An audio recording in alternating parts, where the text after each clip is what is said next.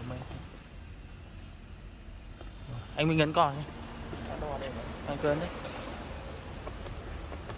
Rồi. Đo anh đo điện xem có điện ra không.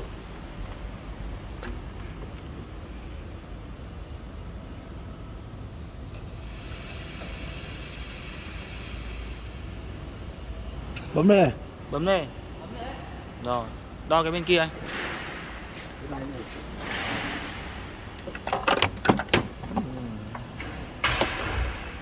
Làm cái bóng đèn.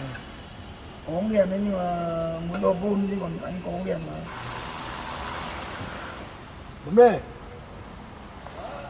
Bấm tới vào. Rồi, ok rồi. Anh thử thay hai. Ôi, đo đèn nào.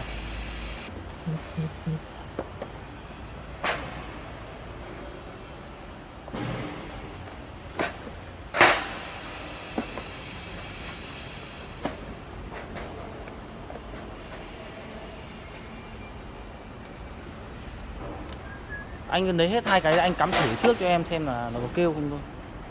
Kêu chứ. Cứ thử cắm vào để quay video. Cắm lên bắt chân chứ không cắm cái gì. Đấy, cắm tạm thôi. Từ để em thử vào ấn một bên xem nào. Từ. Rồi cắm nốt bên kia đi. Cắm hai bên chưa? Rồi. Đâu anh thử ấn coi em nào.